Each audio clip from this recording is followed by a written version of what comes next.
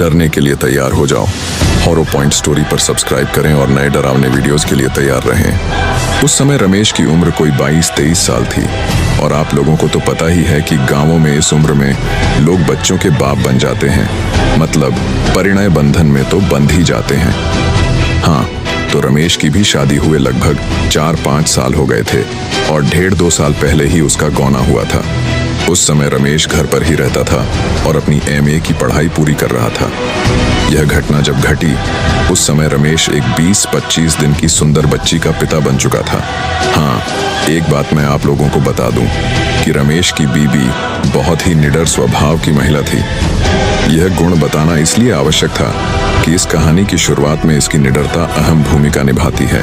एक दिन की बात है कि रमेश की बीबी ने अपनी निडरता का परिचय दिया और अपनी नन्ही बच्ची, उम्र लगभग 1 माह से कम ही, और रमेश को बिस्तर पर सोता हुआ छोड़ 4 बजे सुबह उठ गई। गांवों में आजकल तो लोग पाखाना घर बनवाने लगे हैं, पर 10-12 साल पहले तक अधिकतर घरों की महिलाओं को नित्य क्रिया दिशा मैदान हेतु घर से बाहर ही जाना पड़ता था और घर की सब महिलाएं नहीं तो कम से कम 2 एक साथ घर से बाहर निकलती थीं।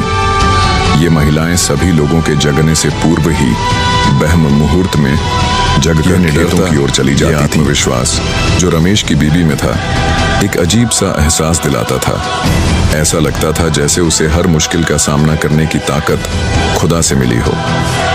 ऐसा नहीं था कि रमेश की बीबी पहली बार 4 बजे जगी थी।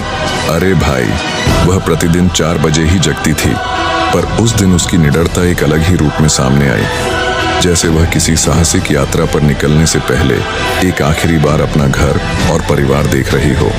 का परिचय इसलिए कह रहा हूँ कि और दिनों की तरह उसने घर के किसी महिला सदस्य को जगाया नहीं और अकेले ही दिशा मैदान हेतु घर से बाहर निकल पड़ी। दरअसल गांव में लड़कोरी महिला जच्चा, जिसका बच्चा अभी 6 महीना तक का न हुआ हो, उसे अलवांती बोलते हैं और ऐसा कहा जाता है कि ऐसी महिला पर भूत प्रेत की छाया जल्दी पड़ जाती है या भूत प्रेत ऐसी महिला को जल्दी चपेट में ले लेते हैं। इसलिए ये अलवांती महिलाएं जिस घर में रहती हैं वहां आग जलाकर रखते हैं या कुछ लोग इनके तकिया के नीचे चाकू आदि रखते हैं। खैर, रमेश की बीबी ने अपनी निडरता दिखाई और वह निडरता उस पर भारी पड़ी। वह अकेले घर से काफी दूर खेतों की ओर निकल पड़ी।